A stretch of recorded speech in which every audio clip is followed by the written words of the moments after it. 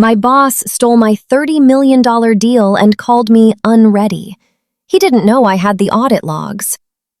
The conference room felt colder than usual, like the air itself knew what was about to happen. My proposal, the $30 million strategic partnership plan I had built from scratch, glowed on the screen behind me. The committee members flipped through their printed copies. They looked impressed. Hope sat warm and steady in my chest. And then he stood up. My manager, Charles Brayton, straightened his tie like he was about to declare the State of the Union. Instead, he cleared his throat and said loud enough for the whole floor to hear, "Let's pause here. Although this proposal is admirable, I don't believe Emily is ready for this level of responsibility. I recommend we assign leadership to Mark." Mark, his favorite, the guy who couldn't lead himself out of a revolving door. A wave of quiet gasps circled the room. My stomach dropped so hard I thought I'd fall with it. Heat crawled up my neck, burning and humiliating.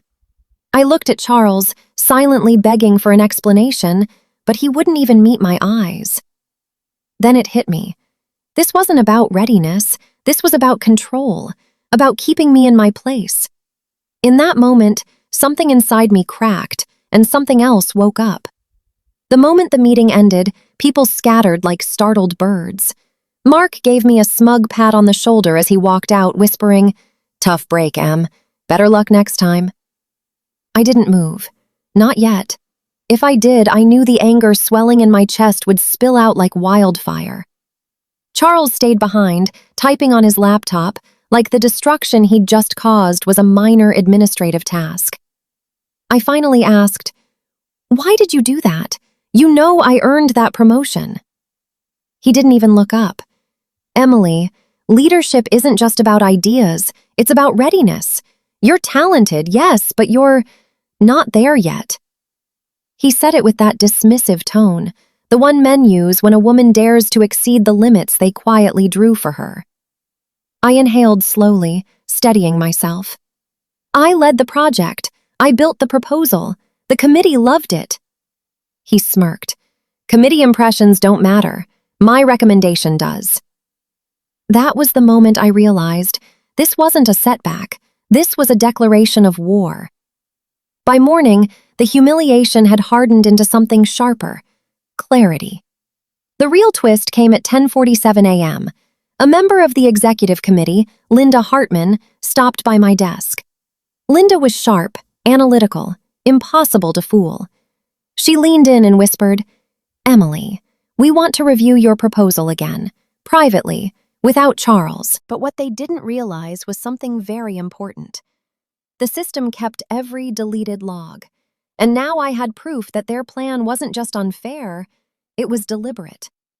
By Wednesday morning, something in the office had shifted. It was subtle, the kind of shift you feel before a thunderstorm. Conversations paused when Charles walked by. People avoided eye contact with me less. Word travels fast in corporate buildings, even when no one speaks it aloud. Charles noticed it too. Around noon, his assistant appeared at my desk. "Charles wants to see you." Of course he did. His office overlooked the city skyline, the kind of view executives use to remind everyone who holds the power. Charles leaned back in his chair, fingers steepled like a judge preparing a verdict.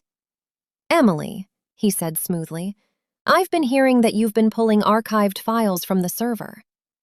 I kept my tone calm. "Just organizing my records." His eyes narrowed.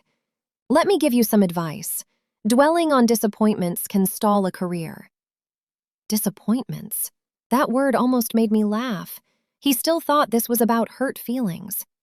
I nodded politely, but as I reached the door, he added the strike that made my stomach tighten. "By the way, Mark will be presenting your proposal to the committee next week."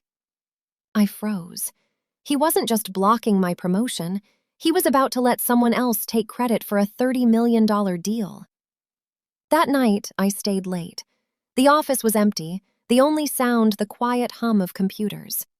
It was time to find that second account Linda mentioned. The username was J. Henderson.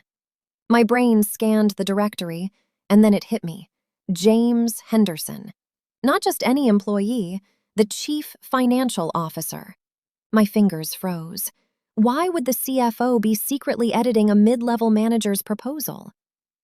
Henderson's edits weren't obvious. They were small, shifting risk percentages, adjusting projections, just enough to make my leadership look premature. Suddenly, the stakes weren't just about a stolen promotion. If I exposed them recklessly, I wouldn't just lose my job, I'd lose my entire career. The next morning, I had a new rule. Don't panic. Observe. Around mid-afternoon, Derek Liu, a senior analyst from finance, stopped by my desk. He lowered his voice. Emily, did you approve the revised risk projections Charles submitted to the finance review yesterday? No, I said slowly. What revisions? Derek frowned. That's strange, because according to the report Charles submitted, those projections came from you. My pulse started racing. Charles wasn't just letting Mark steal my work. He was attaching my name to decisions I never made. That's fraud, Derek whispered. I looked up at him. Did Henderson sign off on this? Derek nodded. So the CFO had officially approved it. Either he had no idea what Charles was doing, or he was completely involved. I looked at Derek. Why help me? He leaned back. Because I've worked here long enough to recognize when something's wrong. And because, Emily, you're one of the few people who actually deserves that promotion. For the first time in days, resolve filled my chest. I didn't just have suspicion anymore, I had a document trail, and the higher this went, the harder the fall would be. The silence in the room was electric. Charles stared at Henderson in shock. The trap he had built for me was the very one that had just snapped shut on him. Henderson's gaze bored into Charles.